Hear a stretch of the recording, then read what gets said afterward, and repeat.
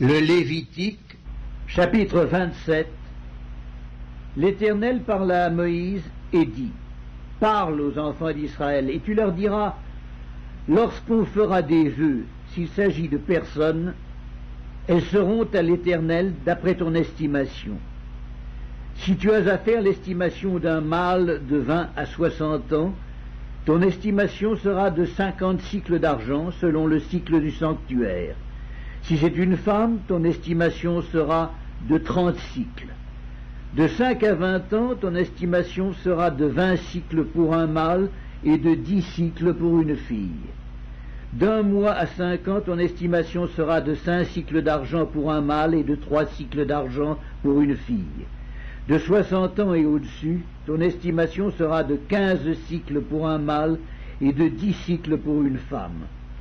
Si celui qui a fait le vœu est trop pauvre pour payer ton estimation, on le présentera au sacrificateur qui le taxera, et le sacrificateur fera une estimation en rapport avec les ressources de cet homme.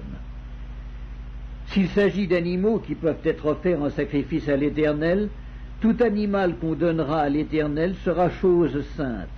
On ne le changera point, et l'on n'en mettra point un mauvais à la place d'un bon, ni un bon à la place d'un mauvais. Si l'on remplace un animal par un autre, ils seront l'un et l'autre choses saintes. S'il s'agit d'animaux impurs qui ne peuvent être offerts en sacrifice à l'Éternel, on présentera l'animal au sacrificateur, qui en fera l'estimation selon qu'il sera bon ou mauvais, et l'on s'en rapportera à l'estimation du sacrificateur. Si on veut le racheter, on ajoutera un 5e à son estimation.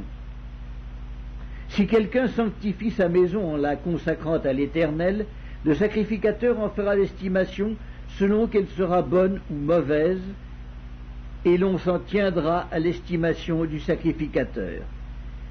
Si celui qui a sanctifié sa maison veut la racheter, il ajoutera un 5e au prix de son estimation, et elle sera à lui. Si quelqu'un sanctifie à l'Éternel un champ de sa propriété, ton estimation sera en rapport avec la quantité de semences, 50 cycles d'argent pour un homère de semences d'orge. Si c'est dès l'année du jubilé qu'il sanctifie son champ, on s'en tiendra à ton estimation. Si c'est après le jubilé qu'il sanctifie son champ, le sacrificateur en évaluera le prix à raison du nombre d'années qui restent jusqu'au jubilé, et il sera fait une réduction sur ton estimation. Si celui qui a sanctifié son champ veut le racheter, il ajoutera un 5e au prix de ton estimation, et le champ lui restera. S'il ne rachète point le champ, et qu'on le vende à un autre homme, il ne pourra plus lui être racheté. Et quand l'acquéreur en sortira au jubilé, ce champ sera consacré à l'Éternel comme un champ qui a été dévoué. Il deviendra la propriété du sacrificateur. Si quelqu'un sanctifie à l'Éternel un champ qu'il a acquis et qui ne fait point partie de sa propriété, le sacrificateur en évaluera le prix d'après ton estimation jusqu'à l'année du jubilé, et cet homme paiera le jour même le prix fixé comme étant consacré à l'Éternel. L'année du jubilé, le champ retournera à celui de qui il avait été acheté et de la propriété duquel il faisait partie. Toutes tes estimations se feront en cycle du sanctuaire. Le cycle est de 20 guéras. Nul ne pourra sanctifier le premier-né de son bétail, lequel appartient déjà à l'Éternel en sa qualité de premier-né.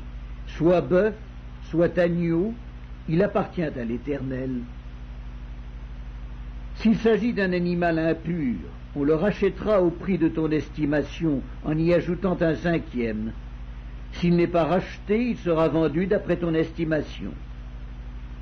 Tout ce qu'un homme dévouera par interdit à l'Éternel, dans ce qui lui appartient, ne pourra ni se vendre ni se racheter, que ce soit une personne, un animal ou un champ de sa propriété.